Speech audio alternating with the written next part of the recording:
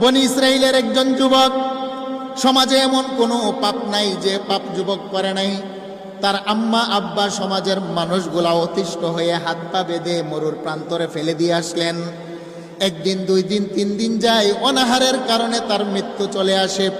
মৃত্যুর আগ মুহূর্তে যুবক চতুর্দিকে লক্ষ্য করে দেখে আমার আপনজনেরা কোথায়। যুবক ডানে তাকায় একবার, বামে তাকায় একবার, পিছনে তাকায় আরেকবার।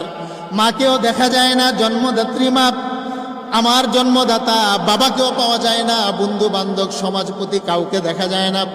যুবক এবার লক্ষ্য করে দেখলো, মাওলা হে, এই মরুর প্রান্তরে আপনি ছাড়া তো আমার আপন বলতে কেউ নাই।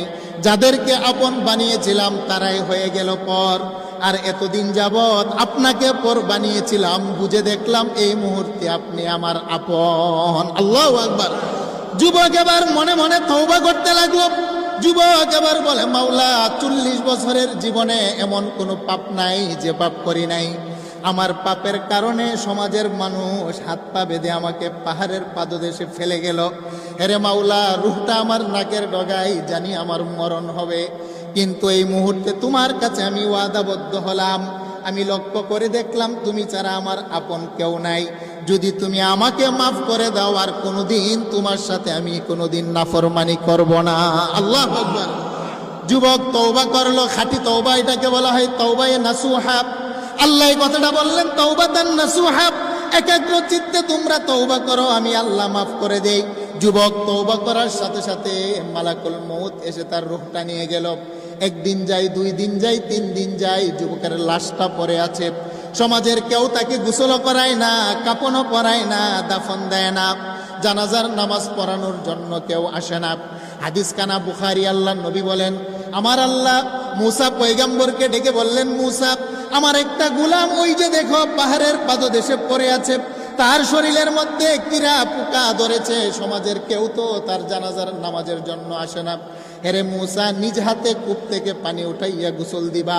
হেরে মুসা, নিজের জুব্বা দিয়া তাকে কাপনের কাপন পড়াইবা। হেরে মুসা, নিজে ইমাম হয়ে জানাজার নামাজের ইমামতি করবা। হেরে মুসা, নিজে কবর খনন করে কবরের ভিতরে তাকে দাফন করবা। হে মুসা, জানাজার নামাজ পড়ানোর আগে একটা ঘোষণা দিবা, বনি ইসরাইলের মধ্যে যত মানুষ আমার এই গোলামের জানাজার নামাজে উপস্থিত হবে, সমস্ত মানুষের গুনাহ খাতা আমি আল্লাহ মাফ করে দেব। আল্লাহু আকবার। আমার আল্লাহ এই কথাটাই বললেন, ইয়া আইয়ুহাল্লাযীনা আমানু তুবু ইলাল্লাহি তাওবাতান নাসুহা। হেরে বান্দা, যদি তুমি কলিজা থেকে, অন্তর থেকে তওবা করতে পারো, আমি আল্লাহ তোমার গুনার দিকে তাকাই না, আমি আল্লাহর রহমতের দফতরের দিকে তাকিয়ে একটা মুহূর্ত তোমাকে ক্ষমা করতে বিলম্ব করি না। সুবহানাল্লাহ। মুসা পয়গম্বর দৌড় দিয়ে গেলেন যুবকের নিকটে। গিয়ে দেখেন যুবকের দেহের ভিতরে কীরা পড়ে আছে, যুবকের হাত পা বাঁধা। মুসা পয়গম্বর নিজে কূপ থেকে পানি উঠিয়ে যুবককে গোসল করাইলেন। নিজের জুব্বা দিয়া কাফনের কাপড় তাকে প্যাকেট বানাইয়া মুসা পয়গম্বর জানাজার নামাজ উপস্থিত করে বনি ইসরাইলের ময়দানে গেলেন। গিয়ে ঘোষণা দিলেন, কে আছো আমার পিছনে জানাজার নামাজ পড়বা? ওই যে একটা যুবক পড়ে আছে মরুর প্রান্তরে, ওই যুবকের জানাজার নামাজের ইমামতি করব আমি মুসা পয়গম্বর।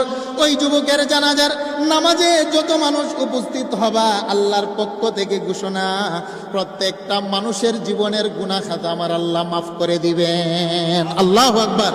একটু জোরে বলেন সুবহানাল্লাহ। হাজার হাজার লক্ষ লক্ষ মানুষ জানাজার নামাজে উপস্থিত।